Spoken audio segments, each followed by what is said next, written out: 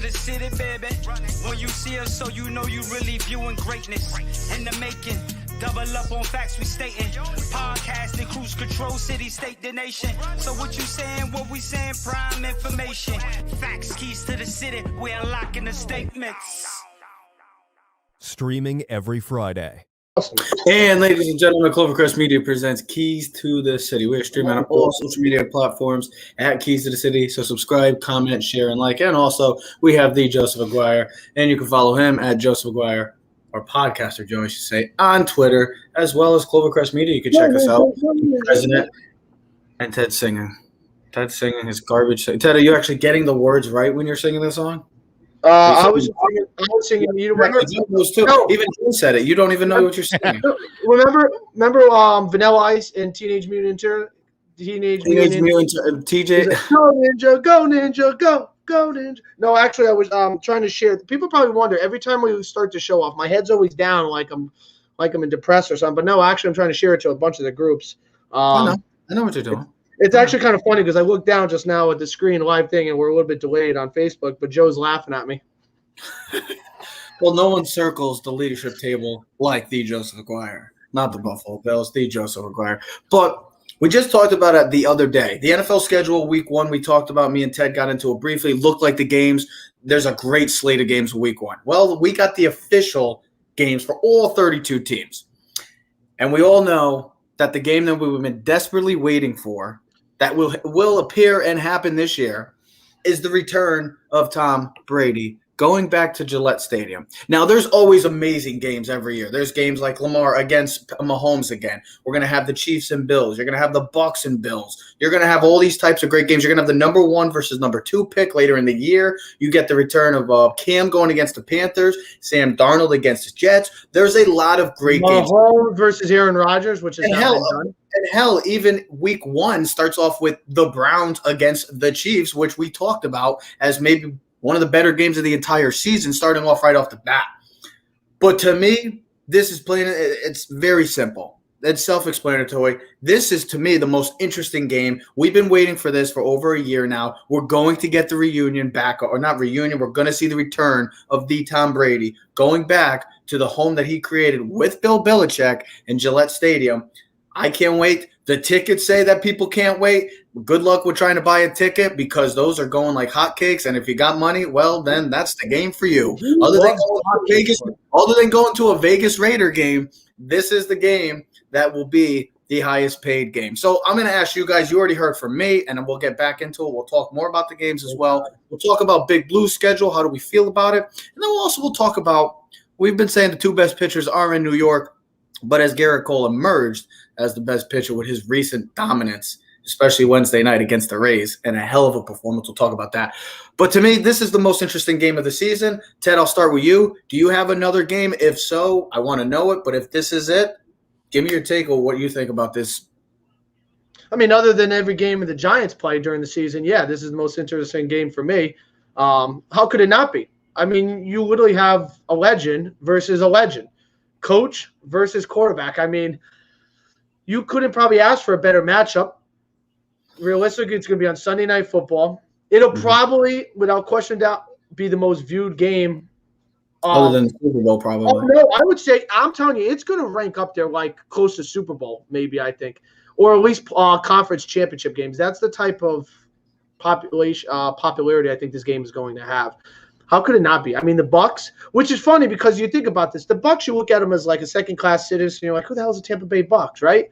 And then all of a sudden Tom Brady goes there, and they're like America's team. Like everyone loves the Bucks. It's like, yeah. Well, we know how fans will work nowadays. I mean, hey, listen, good for him. And more. All the non-existent Patriot fans are gone, and now the new Buccaneer fans that are coming out of the. I mean, I'll put it this way: in a similar sense of basketball, LeBron James has a similar effect. Now, he didn't do that when he went to the Lakers because the Lakers brand was already significant. But when he went to Cleveland, I mean, you don't know Cleveland right now. You don't even know they have a basketball team. But when you did, they were on national television every week. Mm-hmm. So it speaks volumes to who these guys are. And listen, NFL. I think the NFL does a tremendous job every year of putting the schedule together. Now, yeah, you can complain. Why is this team on the road 3 weeks in a row? Why does this team play 5 division games at the end of the season? But I think they do a great job. Trevor, you mentioned a bunch of the games. Listen, the league, knows what's going on. And here's another good thing. I don't know if you realize this. We didn't talk about this the other day. You want to know how smart the NFL is? There's 2 4:00 games on week 1 on Fox. It's the Saints and the Packers, which will be the game of the week. That'll be Joe Buck and Troy. But the other 4 That could be totally different. It all depends. But the other 4:00 game is the Giants-Denver. Mm-hmm. And what we've speculated for the past weeks is Denver's the front runner to get Aaron Rodgers.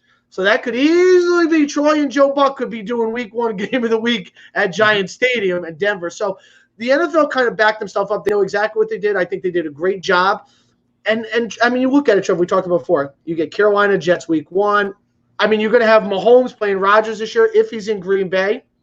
And they've never played against each other. So, and listen, we don't care who is playing. We love football, right? So, it could be, I mean, other than Jacksonville and Texans playing each other, I think everyone is going to enjoy whoever's playing this year because I think the Bengals are going to be an interesting team. Joe Burrow coming back, the Browns, there's a lot of good teams. There's a lot of question marks with a lot of teams too. So I don't have any specific game other than that game that you had mentioned that really, you're like, I can't miss that game. Joe? Well, there's actually 2 1:00 games. Week 1 I would not normally be interested in, but will be this time around. Number 1 is that Jets-Panthers game. And I don't think that was an accident that happened in week 1. I mean, right? Again, the brilliance of the NFL. You get to – I mean, look, that's a big week for the Jets because if Sam Darnold beats them – he plays well doing it too. But the other game I think also was a nice gifter is Jacksonville getting Houston in week 1. The NFL certainly wanted to make sure that the poster boy gets an easy shot at a week 1 win. So yeah. Tebow, right? Saw it not lost on me though that I was like, I wonder, oh yeah, of course they did. The only thing they could have done Jacksonville a bigger favor doing is if they could have scheduled Jacksonville to play Jacksonville. I mean, I like all these games. Look, there's a lot of games that we talked about specifically. One of the games on Wednesday was the Browns against the Chiefs, and I think that's an awesome matchup. And Ted didn't like the fact that they were playing right off the bat week 1. Me personally, I said I loved it. I think this is the way to do it for the Cleveland Browns because if it's the Cleveland Browns, if this is the year that we all maybe anticipate that the Cleveland Browns are going to be the team that maybe could win the AFC, well, then I want to see them go against the best team in the AFC the past 3 seasons that have been representing the AFC for the past 3 seasons in the Super Bowl or gotten to an AFC title game, 2 of them in the last 2 to get to the Super Bowl. That's what I come down to. I know Ted was like, I'd rather see them in like week 5 or 6, get them. No. I want to see a healthy Cleveland Brown team against a healthy Kansas City Chiefs team. I want to see that defensive line of Cleveland versus that new revamped offensive line of the Kansas City Chiefs. I want to see Mahomes against that defense. I want to see that. And I want to see how good Baker Mayfield, the last time we saw Cleveland against Kansas City, it came down to the wire. It came down to a 4th down in which Chad Henne made the biggest play of his life. Tyreek Hill. I want to see that again. I want to see that game again because the Cleveland Browns had a great opportunity to win it. Yes, I know that Patrick Mahomes got injured in that game, but still, they had an opportunity. And if it's time for Cleveland to finally say, "Hey, this is it. We're here to stay," well, guess what? It's put up or shut up now because you're playing against Kansas City week 1. Yeah, but week 1 is a joke because it doesn't tell you anything of what this team is about. Because if that was true, then the Giants were a garbage team last year.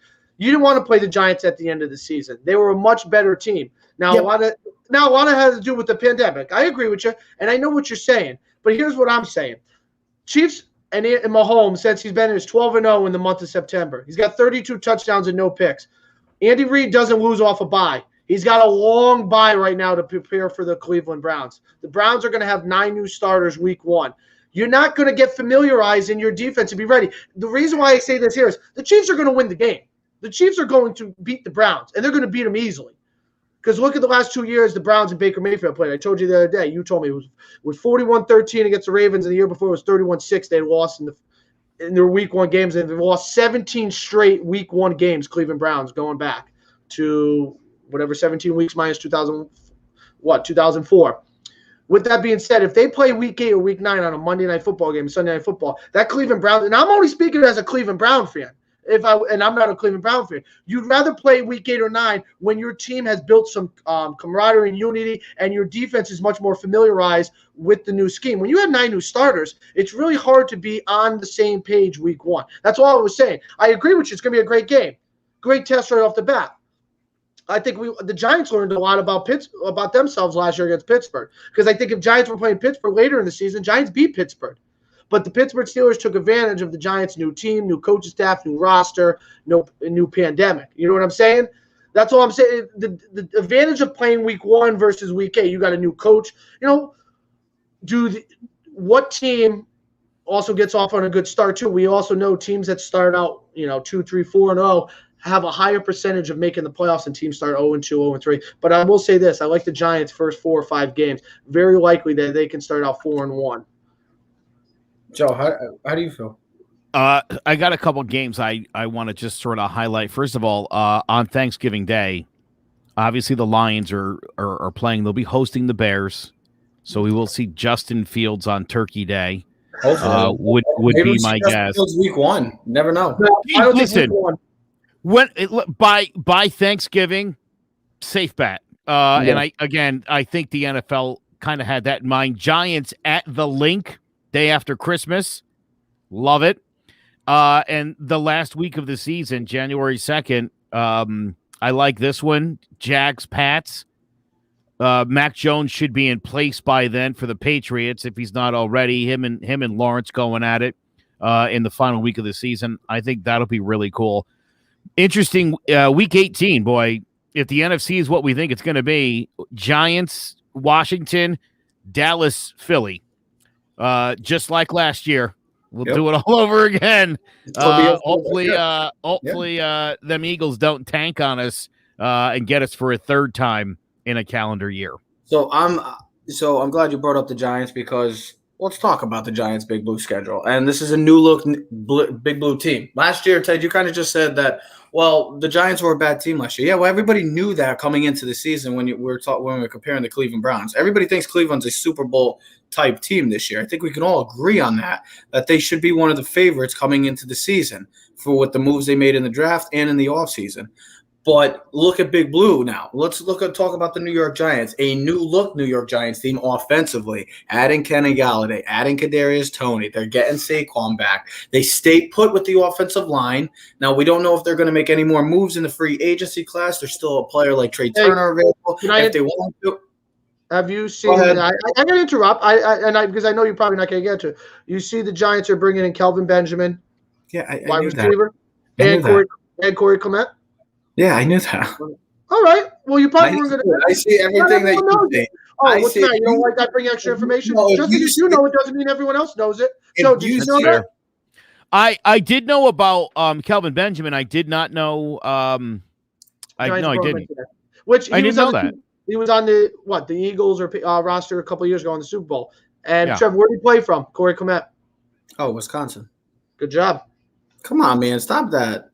You gotta stop. I also didn't realize he was from Wisconsin. Wisconsin. They breed new running backs. They breed great running backs. Thank you, Ted. Thank you for bringing me breaking info that I didn't have already. You learn something new every day with the Keys. Well, me and Trev play this game all the time. We'll just name a player and be like, Kelvin Benjamin, where are you from? And he's like, oh, Florida State. Florida State caught the touchdown pass against Auburn in the national championship from Jameis Winston. Last game ever in the BCS era, too, by the way. Until they went to the college football playoff. Come on, what is this? This is a trivia segment? I love it. Listen, we could do a trivia segment. I think that would be an interesting thing. Me and Ted got to somehow get onto that trivia game with you guys. You guys play sports and and movies and stuff like that? You want in on that? And even wrestling? Oh, hell yeah. We would dominate. We would dominate. Jace is watching. Jace, it sounds like these here Keys boys want a piece of Jace's big brain battle. Wait, is there really a trivia game? We can make that happen. Yeah. Is there really a trivia game that you guys do? Yeah. Yes. So week 1, it was me and Sean Scanlon. We took on Lucas Balduck from Posting Up and Isaiah Groves, and we smoked them. But then we faced Sports Talk with R&J. Steve and ghosted- Justin, dude. What do you mean they ghosted me? Our schedules don't. Our schedules do not intertwine with everybody's schedules. Me and Ted both work at night.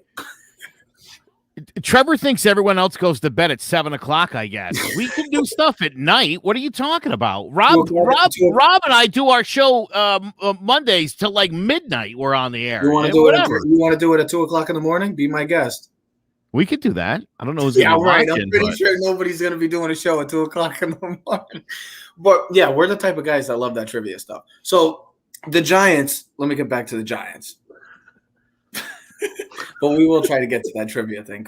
I guess what? I got a trivia question. Tell you a little something.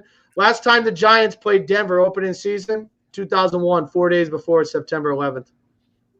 Did they win that game? It was. Oh God, what was the score? 20-18 or something like that. I remember that game. 4 days. I remember that. It's crazy. But you think about this team. This is a team that coming into the season. It's a wide open division. I don't care what anybody says. I don't care what Dak Prescott being back, the Washington team getting Fitzpatrick, and that defensive line, that young, energetic defensive line that's very good and looks like it's going to be very dominant for quite some time with Washington. They got something special brewing with that D-line. And then you got Philly, who's kind of in the midst of a rebuild confusion mode because they don't know what they want to do if Jalen Hurts is their guy. So this is a wide open division. And you look at the start of it, there's some winnable games right off the bat. The Giants could start off well over 500, 3-2, 4-1 in the first 5. Ted, you were saying they're talented enough. They have one of the better defenses, younger defenses, I should say, as well in the league. Re-signing Leonard Williams. They do a great job in the draft. They add Easy Alugere to another pass rusher. But it all comes down for me. And we've been saying this, I can't say it enough, and we've talked about it on John About the G-Men. We've talked about it on Keys to the City. We've talked about it on all the sports shows, and they talk about it all the time. It all comes down to Daniel Jones. I don't care what the schedule is. We could have the toughest schedule. It could be the easiest schedule. If Daniel Jones doesn't play to his part and to his potential, where some people say he is a franchise quarterback, then it doesn't matter how good the Giants are going to. It doesn't good how talented the Giants are. They're not going to be a good team if Daniel Jones can't stay on the field on top of it and with his inconsistent play. Do you guys feel the same way that it's 100%? It comes down to Daniel Jones, no matter who they're playing or not. I mean, I'll make it real quick so then Joe can add on. I would say absolutely yes, because just look at the championship games last year. It was the 4 best quarterbacks: Mahomes, Josh Allen, Tom Brady, and Aaron Rodgers. They were the 4 best quarterbacks at the end of the season. It wasn't even close. So as good as – and we've seen this before. Great quarterbacks can carry bad teams. Mm-hmm. They have. Because I'll put it this way. As much as some people don't like Aaron Rodgers, when Aaron Rodgers was hurt, Green Bay was like the worst football team in the NFL. Mm-hmm. Aaron Rodgers on the team, they're a Super Bowl team. They're 13-3. So the difference of Aaron Rodgers playing on the Packers and not playing the Packers is being a top 10 pick and being in the Super Bowl. That's the difference, Aaron Rodgers. Now, Daniel Jones is not Aaron Rodgers. We all know that. That's common knowledge. I'm not an idiot. But what I am saying is if Daniel Jones plays to his potential, or at least where we think he is, as you said, Trev, he's got to be at least as good as Dak Prescott. Now, I know a lot of people say that, well, that's not that good. That's pretty good, okay? Dak Prescott is above the Mendoza line, okay? He's in the top 15 quarterbacks. If not, you could put him top 12, maybe even top 10. Wherever you want, depending on how you look at him as a potential player. But that's where he has to be. He can't be the 3rd best quarterback in that division. He has to be 1A or 2 for the Giants to be successful. Eli Manning was never the best quarterback, but he was great in the moments when he needed to be, and he was great in the pressure moments. Mm-hmm. So, but I will say this, and I'll let Joe do his thing, is the Giants, when I was looking at the Giants schedule, right, bud? So the Giants have started 0-2 the past 4 seasons. And they were 0-5 2 of the past 4 seasons. So I look at the Joe Judge team and the Giants going, you're going to play Denver, you're going to play Washington, and you're going to play Atlanta. Now, you would say, well, Atlanta should be good, but they're still in rebuild mode, new coaching staff. We've owned Washington the past couple of years. And then Denver, depending on Aaron Rodgers. Now, that'll change. If Aaron Rodgers is playing, that's a whole different game. But if he's not playing there, the Giants should take care of business and easily start 3-0. So, but it is. You're right. He's not Aaron Rodgers. I think if you look at Cleveland, I think if you look at Derrick Henry in Tennessee, I think teams that are run heavy do struggle in this current NFL I climate. I think they do. I think it's easy. I think it's easy to load 11 guys in the box and stop Derrick Henry for one game. I think It's it's good a lot- in the regular it's a- season won't win you the playoffs. That's my point. I mean, that's exactly my point. Regular season games, right? I mean, you manage them differently. In the postseason, I'll throw 11 guys in the box. Look what they did to Derrick Henry in the postseason. And they bottle him up. So my bigger point, Trev, I didn't mean to throw you for a loop on that, look, Saquon is, and I really do think people are underestimating what the difference maker Saquon Barkley is. Now, mind you, he's got to stay healthy, and if anybody wants, well, he's never healthy, fair point. But when he is on the field, he's one of the most dynamic players ever. He's a game changer on the league. So, yeah, he could take them really far. But I mean, even if week in and week out, Jones isn't getting the job done like on a above average level, he will have to if they're going to win playoff games. Yep. So it's incumbent on him that, during this season, there's going to be a lot of Saquon. And Saquon's going to be the MVP of this team, I believe.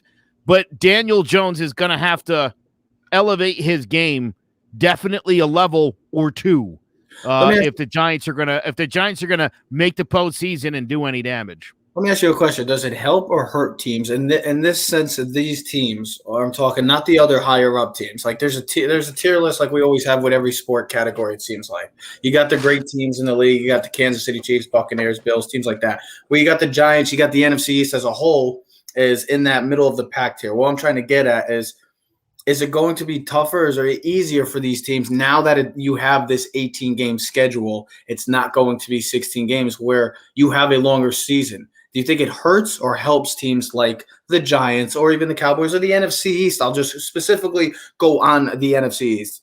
How do you feel? Do you feel like it could hurt or help these teams? I think you would admit the Giants certainly would have benefited for having one more game last year. That's true.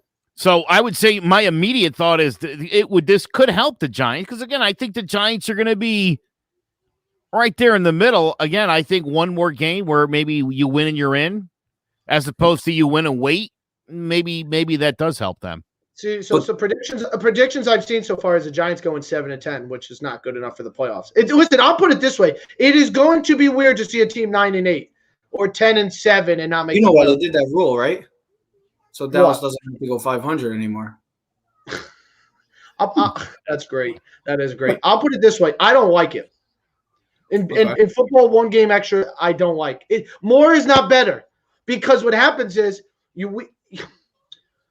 16 games in the NFL means every game is that much more important. I think when you start adding games, you start diluting the product. Even though, listen, if you had 25 games, we'd all love it. I just think it hurts the really good teams because now you have to be very careful of how you load management your players. Okay. Mm-hmm. And then you say, listen, the wear and tear on these guys is tremendous, okay? And I love where the Giants' bye is. If we're going to stake with the Giants right now for a second, the Giants have a Week 10 bye, which is really good. Right then, perfect set. You got the first 9 weeks, and you got 8 more. So not unlike, I think Atlanta has like a Week 5 bye, which is awful because then you're playing 12 straight weeks. And if you're in the play, I mean, that's just – I don't like the extra game. Look at the Pats. The Pats don't have a bye until what, Week 14? See, that could be good or bad. It could be really good. It could be bad. I don't know if I like the way the schedule is set up in the sense of extra game. The only thing I would say this, if you're a younger team like Jacksonville, where you're not going to make the playoffs, an extra game could be more helpful because it's more reps. It's more you're able to improve on your thing. Where teams like, I say, Tampa Bay, I don't think the extra game is going to help them. What is an extra game going to help the Bucs? What is going to help Green Bay if Rodgers is there? You know what I mean? Teams that are more veteran, the Chiefs. I think it's more opportunity for one of your better players to get hurt, which, we saw when you lose your 2 tackles, 1 tackle at the end of the season and then the other tackle of the week in the conference championship, it's going to be really hard to block for your Superman quarterback in Mahomes. And Tampa Bay took advantage of it and won the Super Bowl because I think if both of those guys were healthy, the Super Bowl would have been different.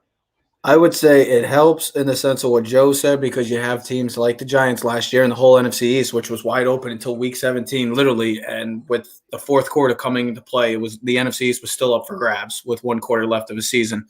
But it also hurts in the sense of I'm thinking something else of say you have bad quarterback play. Say a team like the Giants. Say a team like the Dolphins who Tua and Daniel Jones. I'll just get a few names, like a team even like Carolina who Sam Darnold doesn't pan out. You have all that time now that you have to play with this quarterback saying, well, this isn't our guy now, so we got to just we got to just almost stick and ride it out with him where you have another 9 games.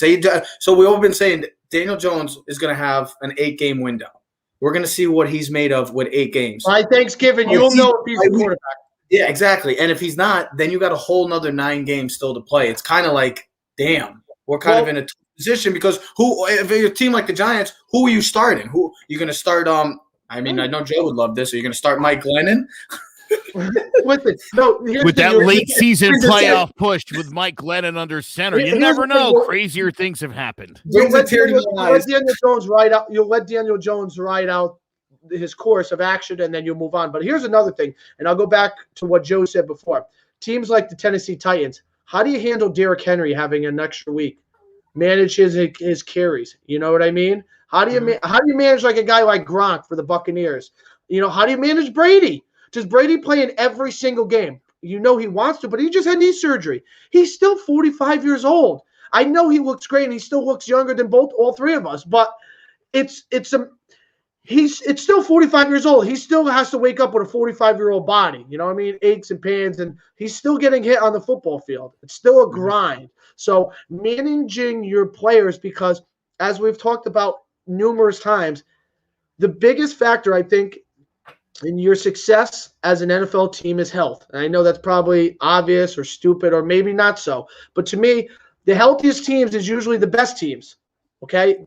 Because your best players are playing. Unless you're just a bad team, which it doesn't really matter. But still, you could be better than, if you're a healthy bad team and the good team is hurt, how does that play into a factor?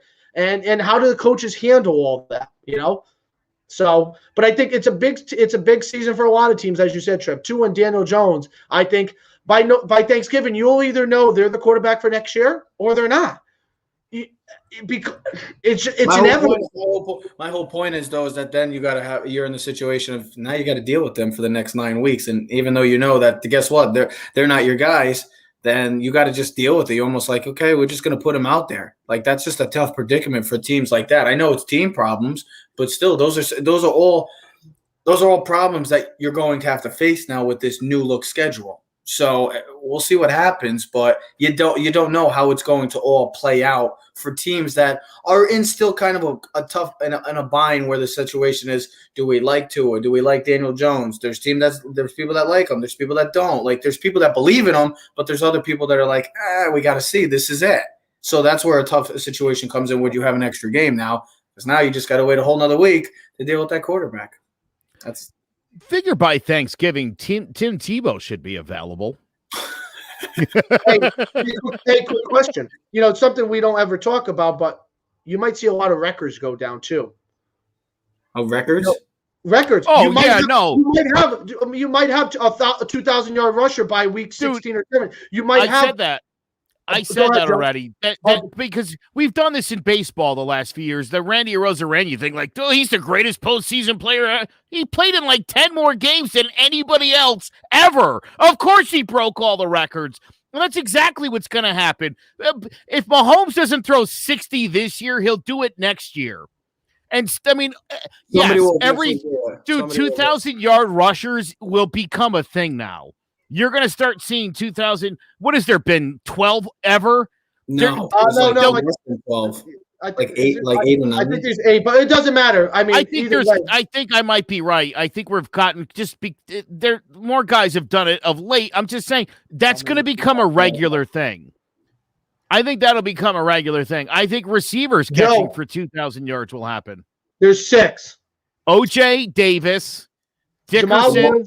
Jamal Lewis, Davis, O.J. Simpson, Eric Dickerson, Chris Johnson. Oh, Chris Eight. Johnson, Adrian Peterson. Didn't he have 2,000? Yeah, he was 8 yards short. He was 8 yards short of Dickerson. I feel like we're at 7 now. Is that 7 names? Is that 2001.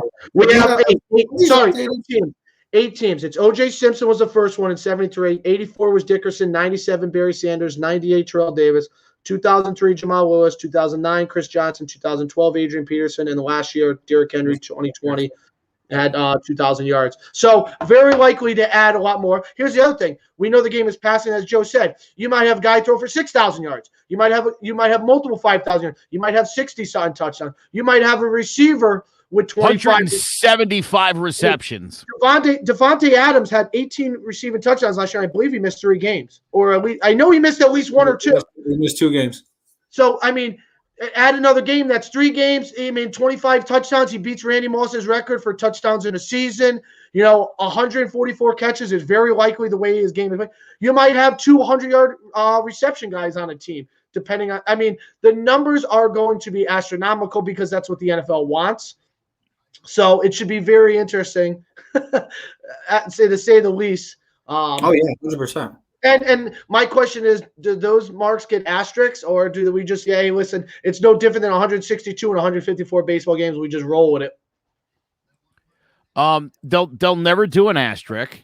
They're going to treat it. They're going to treat it like it's. I mean, there's no asterisk on the 16 game schedule now from the 14. No one has ever duly noted that all those records that got broken in the 80s was because of the extra game. Mm-hmm. And this will be no different. They haven't done that. And I mean, think about this. Remember in the late 90s, Trevor, you were probably too little for this, but Teddy, you probably remember this. In the 96, 98, right, 99 postseason, the Yankees had broken all of Babe Ruth and Joe DiMaggio and Mickey Mantle and Yogi Berra's postseason records. Bernie. Yeah. I mean, Bernie had was up. I mean, it was just kind of. I mean, because they were there every year. And here's the other thing. But there was also there was you won the division and then you won the World Series. Yeah, and now then and then 95 you added the wild card round. And, yeah, you know what I mean. And then you had the division, then you had the championship, and then you went from 3 games to 5 games to 7 games to 7 to 7. Now you got a playing game plus 7, and so. I mean, it's an evolution. It's a rotating system that it's never going to end. So, and it's Somebody funny because called me racist last year because of my objections to Randy Arozarena, and I was like, this could have been anybody. I'm like, the fact of the matter is Derek Jeter had 20 hits in the postseason in 12 games. He did it in 20 games. He had 24 hits in 20 games. That's a different record. That's a different thing altogether. That's like trying to compare Roger Clemens' career or Greg Maddux to Cy Young. Those were different. That guy pitched 8 million more games. Of course he has more wins. I mean, who would you rather have pitching, Cy Young or Greg Maddux? I mean, even Michael Kay was talking about before about Yankees. Now starting pitchers get 30 to 34 total starts? Yep. What's the guy? I can't remember. He went 30-4. He had like 30 wins. I mean, he had 40, 50 starts. He pitched every 3 days. I mean, it's a whole different era of baseball. Plus relievers. How about that? Back in the day, you had starter, one guy, and a closer.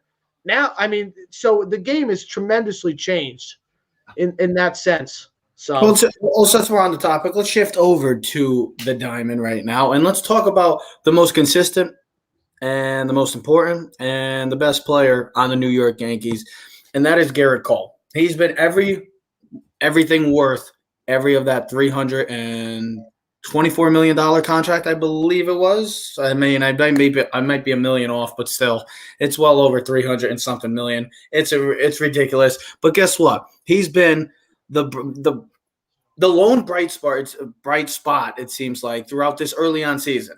I know the Yankees are starting to heat up. They're going on. They've won every series since April 18th. They haven't lost a series. They're starting to hit the ball. The pitching has been well, other than Jameson Taillon, which he's been a struggle at times. But has Gerrit Cole? We always talk about Jacob deGrom. We talked about Kershaw back in the day, Max Scherzer. Well, this guy Gerrit Cole has been probably the most consistent, and with record-wise, strikeout-wise, probably the best and most dominant pitcher since even when he was with the Astros. When he got traded to the Astros and he had that amazing season and he didn't win the Cy Young because of Justin Verlander, he's been on a groove and a rhythm since then. Has Gerrit Cole has emerged as the best pitcher in baseball? Joe, I'll start with you. Well, I said it a few weeks ago that I thought that was the case, and obviously DeGrom getting a little banged up, that certainly has helped. But, yeah, you're right. This is the one guy who's gone out there each and every start, and he's done his job, and he's done it really well, and that's all you could ask for. I've thought for the last 3 years that Gerrit Cole was the best pitcher in baseball.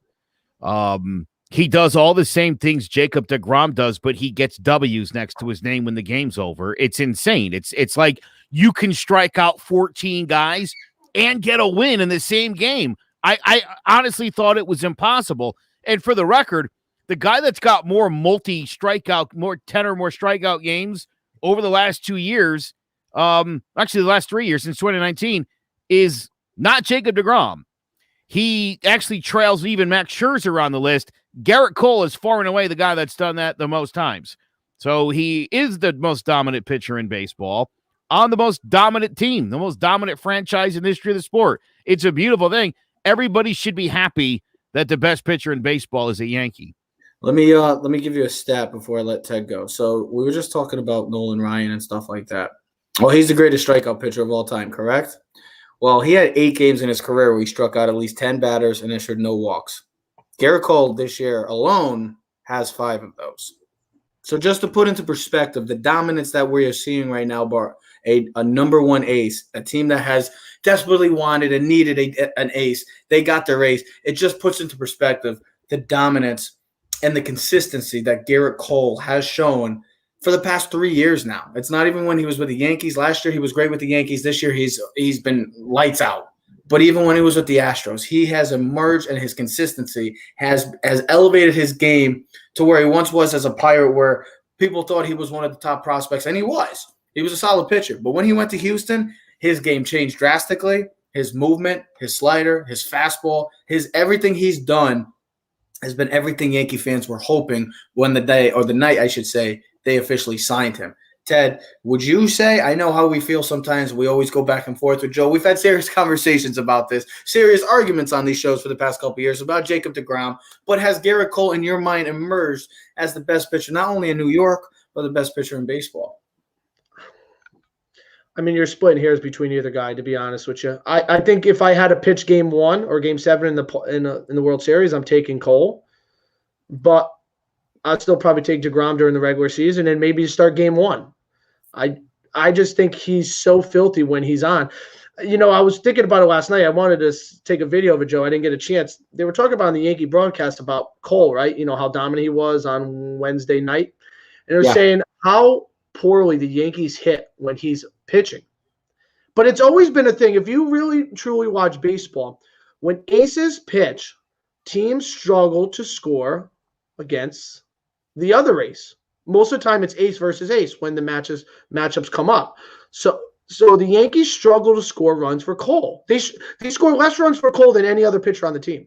It's incredible. He has 5 wins. I was looking at his things before. He has 5 wins. ERA is 1.37. Only deGrom's got better. He's got 78 Ks. I mean, he's been phenomenal. This is the reason why when stupid Yankee fans on stupid Twitter go, "Oh my God, you gave him 9 years." This is why you pay 9 years and you give him $324 million. We're not worried about 7, 8, and 9. I know he's not going to throw 99 miles an hour in year 8 or 9. Not worried about it. I'm worried about him now. This is why you pay what you pay for him, because he is that good. Other than deGrom, there is no one in baseball that's even close to these two guys. I truly believe that. I wouldn't say, Bieber had a good season, but Kershaw's not the same guy. You know, whoever else you want to bring into the category. I don't know about you, but I wouldn't take anybody else over those two. I don't know if we're all in agreement with that, but I wouldn't take anybody else over deGrom or Cole right now. And so, you know, to back up my stat, Gerrit Cole, to speak of the volume of how great he's been, he's got 172 games in 20 games with the New York Yankees. He ties Ron Guidry in 1978 for the most Ks in any 20-game span. Ron Guidry was lightning. Louisiana Lightning, baby. And I mean, you want to think about Cole's numbers right now. 5-1, 1.37, 52 and 2/3 innings, 33 hits, not bad. So literally less than a hit almost every 2 innings. He's got 3 walks in 52 innings with 78 strikeouts, and his whip is .68. He's second in the major leagues, only behind DeGrom at .06. But, I mean, you're splitting hairs between the two guys. The two best pitchers are in New York, all right? The only thing is the Mets are not going to win games for DeGrom. May I just tip the scales ever so slightly in Gerrit Cole's favor? Gerrit Cole faces 9 Major League Baseball hitters when he pitches. Jacob DeGrom pitches to 8. To me, that is a notable difference. Yeah, and I think it should be acknowledged that you don't get the luxury of an easy out every time through the lineup. That's kind of ridiculous. But I listen. I mean, that could be an extra 3 Ks a game. Absolutely, and it probably is if he's doing his job right. I got another stat for you for Gerrit Cole. So Cole has now struck out 56 batters since issuing his last walk, which was on April 12th, by the way. That's tied with Curt Schilling's run in 2002 when Schilling was incredible for the longest stretch since the mound was moved to its current distance back in good old 1893. So Gerrit Cole's stats just keep proving that he's a warrior. He's a warrior.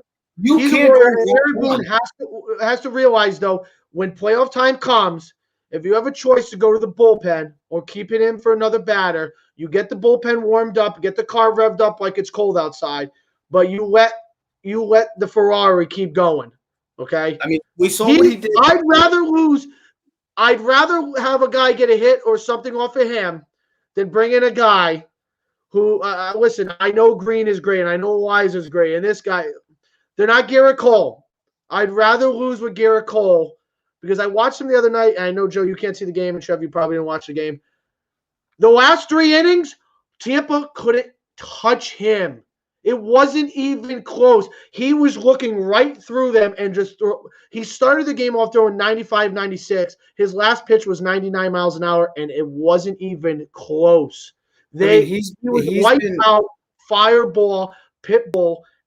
I want the ball, and I'm going to win every time. That's the one thing I love about him is, Joe, he reminds me of an old school pitcher of just give me the ball, and there's nothing going to stop me. Trevor, similar, I'll use it as a running back. Give me the ball, and I'm going to score.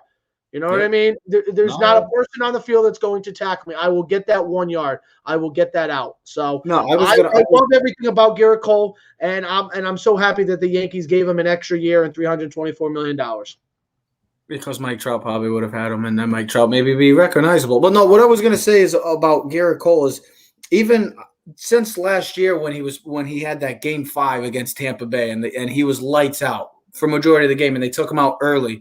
He's been it seems like, I know he's got that 1 loss, but he's been nearly unstoppable as a Yankee pitcher since being with the Yanks, and even this year he's been nearly unstoppable and unhittable. And it adds to the point of how lucky we should be as Yankee fans and even Met fans to have 2 dominant pitchers like that will go down as all-time greats. No matter what people want to say, will go down as 2 all-time greats, and it's playing in the biggest state, or I should say the most well-known teams in baseball, with the exception of the Dodgers. It's New York, and those 2 are flourishing right now. It's unfortunate to see that DeGrom is out because you don't want to see anybody get hurt in any sport. I don't care what team it is. You don't want to see somebody get hurt. And especially when you have an all-time great like DeGrom right now, you want to see DeGrom and Cole just kind of like bam, bam. Oh, yeah, you could do this? Well, guess what? I can do that. And I can do anything you could do, but I can do it better. And that's what it kind of feels like right now between these 2. It's like, well, you did well. You had your 15 Ks, DeGrom. Well, guess what? I'm going to go throw 8 innings, no walks, 12 Ks against a Rays team who the Yankees, let's be honest, have struggled for some time now, and the Yankees finally go into the Trop and take care of business. I know they lost yesterday, but the Yankees overall have been playing well, and Gerrit Cole has been one of the main reasons why that pitching staff has been impressive so far for the New York Yankees. Does anybody want to say anything? Oh, I thought Joe had something to say. I thought Joe wanted to say I just wanted to look something up real quick. Imagine a scenario in the All-Star game where it's DeGrom and Cole starting the game, and I was just wondering if a Yankee and a Met have ever faced off. as the starters in an all-star game. And I feel like it happened once. I want to say Al Leiter, Roger Clemens, something like that, maybe. But you're exactly right. Like 2001, probably, because the Mets or Yankees World Series or somewhere around there. Yeah, it feels like I feel like it happened once. I do, and I couldn't find anything. That's what I looked to try it for a minute. But to me, look, you're exactly right. And you know how I feel about DeGrom, and I give him a hard time. I understand he's a great pitcher and how dominant he is. Yeah. And I don't like to see the guy out because he's barely going to win 10 games. And any starts he misses, we're talking a Cy Young Award winner with what now? 8 wins? Good, I guess so. We'll just do it anyway. That's just such an unfortunate thing that, like, you can imagine pitching so good. Well, I mean, and I'll use a perfect example. You guys probably didn't see it, but maybe you guys saw last week, or I think it was early in the week, Monday or Tuesday. Ohtani, he had given up like 1 run against the Astros, pitched like 7 2/3 inning with like 10 Ks. Madden moved him to right field. The bullpen came out and gave up 3 runs. I mean, he's freaking. I mean, see, like, Joe, that's the point when we used to argue. I'm like, so Ohtani pitches 7 2/3, right? And now they're not going to let him pitch 150 pitches. The bullpen comes in with you got the lead or a tie game 1-1. He pitches phenomenal. Bullpen comes up, gives up 3 runs. Now you'd be like, well, whose fault is that? It's not Ohtani's fault. It's because the bullpen's garbage. I wonder, like, and I'll use that metaphor with DeGrom, like. Just because DeGrom doesn't go 9 innings every game, it shouldn't be his fault. But, I mean, it's a team game. Listen, at the end of the day, it's a team game. Pitchers are supposed to pitch. Hitters are supposed to hit. And you're supposed to field and do your job. It's just unfortunate guys who pitch. I know as a pitcher, I'd be so frustrated to consistently pitch lights out for 7, 8 innings and lose or not get a decision. You also pointed out, I mean, he's the ace and he's facing their ace. And so, I mean, bottom line is he does get out dueled sometimes. Sometimes he does give up a run or 2 and the other guy's giving up 0 or 1. And that is his fault. And that is on him. So, I know he's certainly lost a lot of leads, but he's also left trailing by a run. He's human. He's a great pitcher. I also know, I mean, we've been talking about this for a few years, the fact that when he pitches that the Mets obviously either don't score or, again, the bullpen in impressive fashion tends to blow it. I was talking to a Mets fan recently, and I said to her, is it possible that I don't watch his starts enough to know.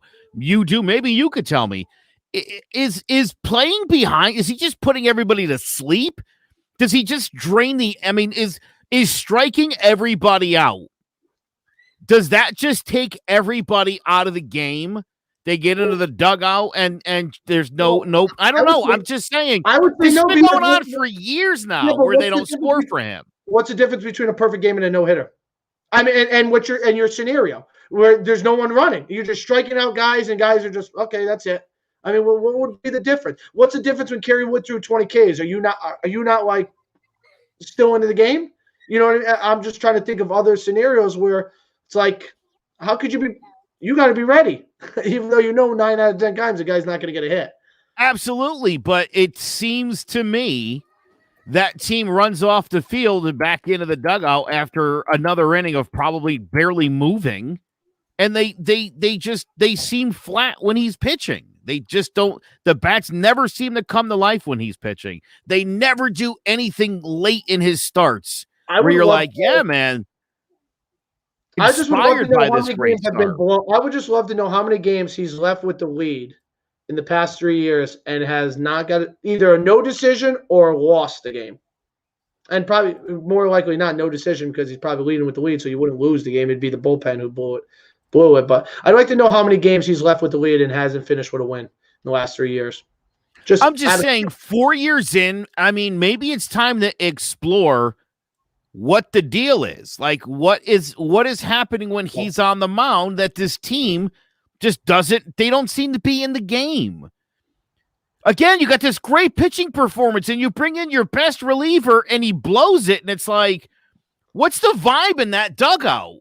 Dude, I watched What's the vibe? You guys, you would think with DeGrom on the mound, the confidence would be through the roof, that everybody would come in feeling all, yeah, this is our game. Instead, they all come in and it's like, within seconds, the lead is gone, and you're like, what just happened? I would bet How does that always happen in his starts? I would bet if DeGrom pitched for the Yankees, he'd have an extra 5 wins a year just because of how good the Yankees bullpen is. I won't let that fly. I won't let you say that because he would leave. Look, game over. I disagree. Listen, CC Sabathia came off one of the most impressive runs with the Brewers when he went and signed with the Yankees. And when the Yankees were scoring 6 runs a game, I mean, dude, you don't have to pitch like King Felix when you're getting 6 runs a game. Yeah, but that 2019 CC's ERA his first year with the Yankees, a solid 3.21. That was the number, 3.21. Won 19 games his first year with the Yankees. And he was punished in the Cy Young voting because the 14-win King Felix had a lower whip and ERA. And it's like we were pitching in different scenarios here. CC in the 4th inning's up 5-0. Well, he's just throwing fastballs. And he gave up a couple of solos in the game. He went 7. I know. So I know what Joe's saying. Wait. You're punishing CC for pitching to the scoreboard as he should, pitching to contact and not trying to strike everybody out. I know what Joe's saying. When you're up 6-0, you can pitch a lot more easy. When you're up 1-0, every pitch has to matter. Like you said, Joe, you're right. CC's getting 6 runs a game. You can throw a fastball down the plate. If he hits it for a home run, so be it. No big thing. You're still up 6-1. You know what I mean? But I think it puts a lot more pressure on the offense to score. Absolutely. I just think in that, again, when people bring up these hypotheticals, I'm like, well, when CC got to the Yankees, you could have made the argument, having had won 14 of his 17 starts in Milwaukee, he'll win 30 games for the Yankees. And he won 20 once. So, again, that idea that if this guy's in this situation, it'll be better. Again, I think Jacob deGrom is so boring on the mound, and maybe in such an impressively spectacular way that it has a negative effect on the team. Then why is it Cole? I'm just saying it's been 4 years if this guy doesn't get the win because they blow the game. The first year, it's like, all right, hard luck loser. Second year, I've been like, all right, come on. Third year, you guys are like, he's great. And I'm like, is there not something wrong? 4th year now we're into this. But I mean, like, and I'm asking the question, why is it when this guy's on the mound, the Mets just don't seem to be that into the game?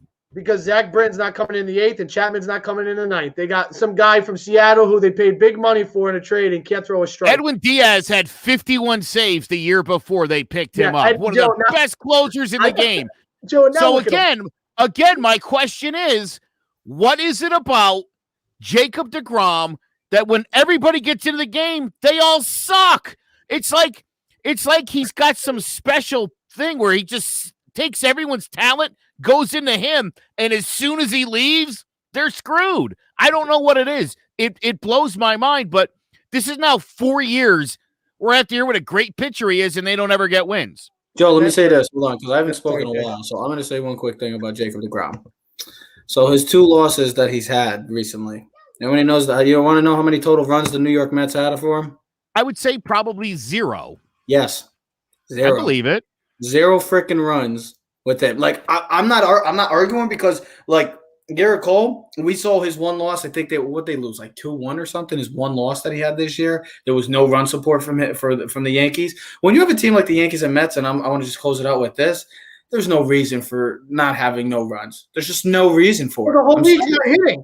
The Mets, yeah, I know the whole league is, and maybe that's because of the balls that they're not juiced balls anymore, like they were last year, where home runs. Batting average is at a league low 234 as an average team. That's just I'm going to talk about the Yankees and Mets quickly because they are they have talented offenses. We know the Yankees offense is one of the best in the game. The Mets add some players like Lindor, and they've already had a solid lineup. There's no reason that they can't give me a freaking run when your ace is pitching.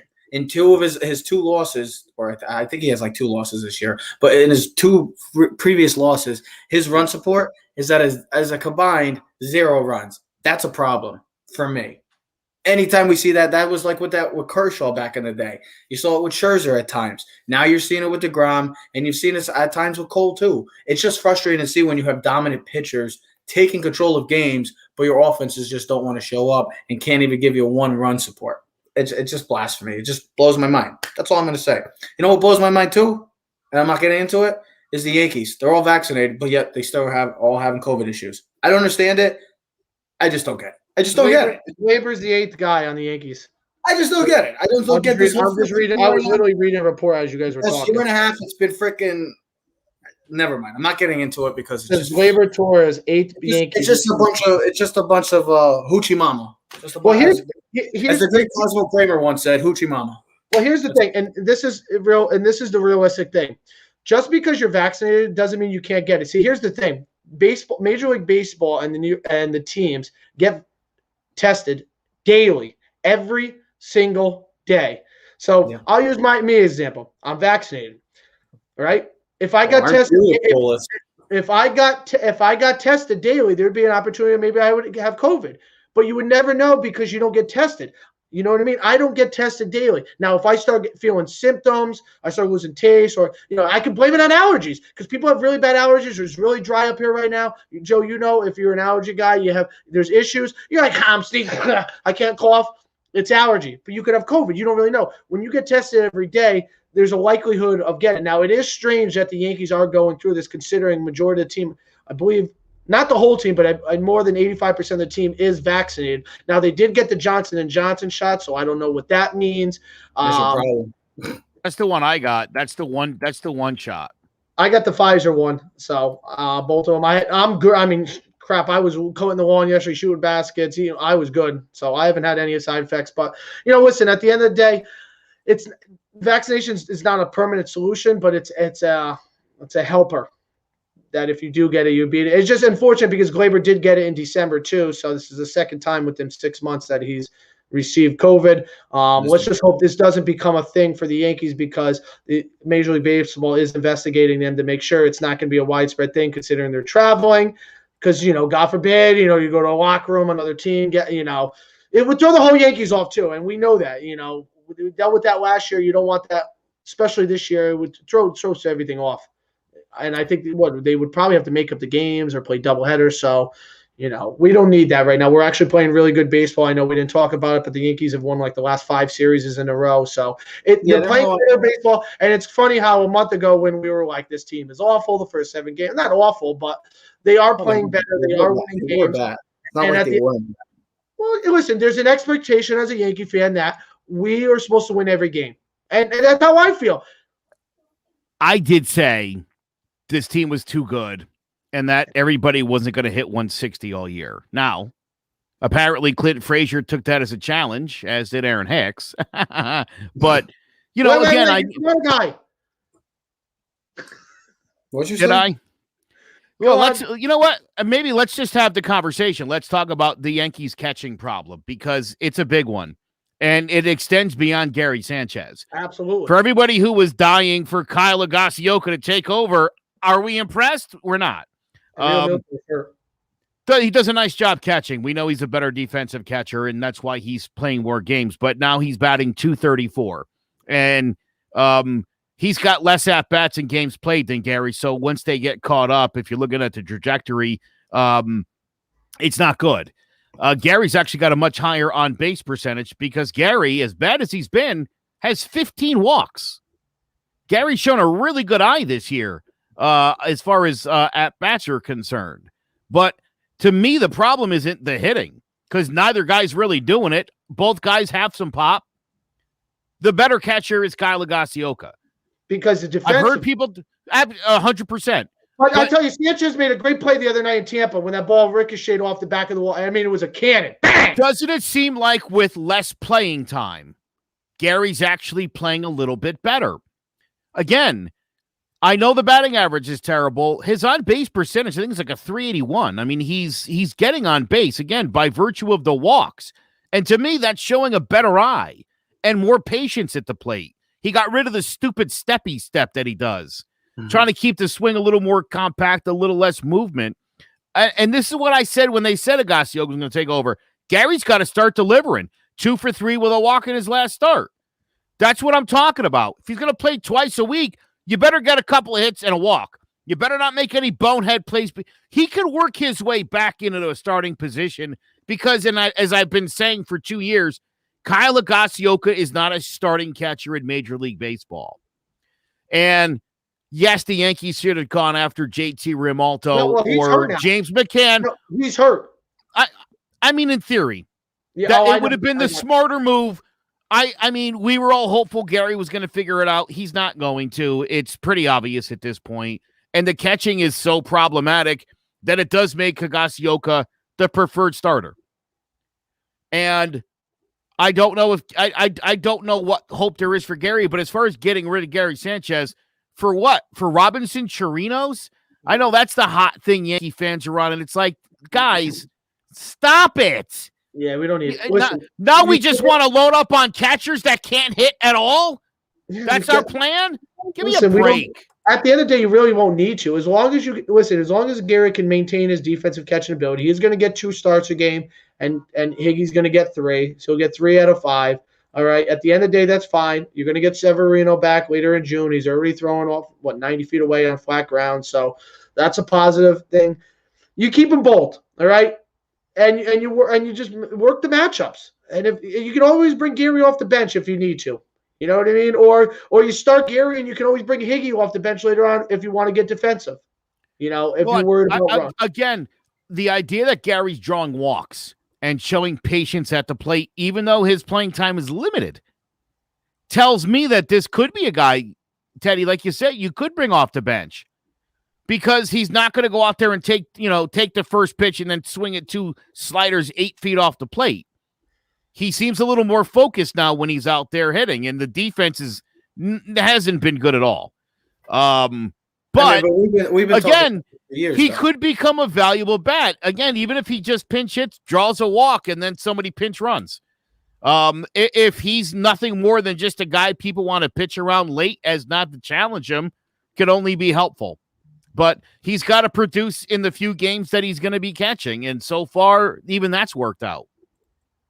What to say? The Yankees got to figure out their COVID issues, but they're playing well. They're going into Baltimore this weekend, so let's see if they can take care of business, as they've been taking care of Baltimore for quite some time now. We'll see how it goes. We also got the NBA playoffs starting next week, so we'll be talking about that, and also the NBA Hall of Fame is this week in Springfield. So shout out to Tim Duncan, KG, and the late Kobe Bryant, 3 of the all-time greats, especially in our area and in the history of the NBA. Well-deserving. Mike Breen, Michael Wilbon, all those guys. Well-respected to all those Kim Larkey, the new LSU coach. Oh, Kim Mulkey, yes. So all legends at what they do, a big congratulations. So we'll see how the Yankees go. We'll see what happens with Aaron Rodgers, because that's what they've been talking about. And we'll see what happens with the Yankees. We'll do some NBA talk. I promise you.